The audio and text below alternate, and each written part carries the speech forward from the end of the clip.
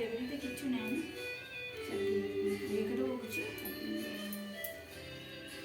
বয়স হয়েছে ঠাকুরকে নিয়ে পারবে না ঘুরতে এদিকে ঠিক করে তো বললো ওটাই শ্যাওলা ফাওলা আছে চলে গেলো ওই জন্য রেখে গেল বললো আমি কালকে এসে তোমার হয়ে থেকে আমি সব নিয়ে যাবো।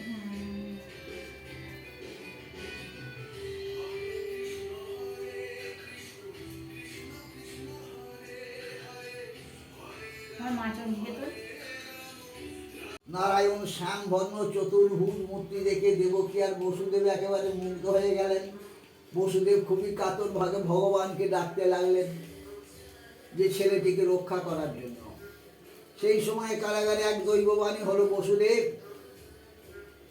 আমার মায়ায় এখন সমস্ত পৃথিবীর লোক ঘুমে আচ্ছন্ন হয়ে গেছে। এই মুহূর্তে তুমি আমাকে নন্দের বাড়িতে নিয়ে গিয়ে লুকিয়ে রেখে এসো। আর ততক্ষণ এই আমাকে রেখে নন্দের স্ত্রী যশোমতীর কোলে এতক্ষণ একটি মেয়ে হয়েছে, তাকে নিয়ে এসে দেবকী কোলে শুইয়ে দাও। ঘুমে আচ্ছন্ন পৃথিবী কেউ জানতে পারবে না।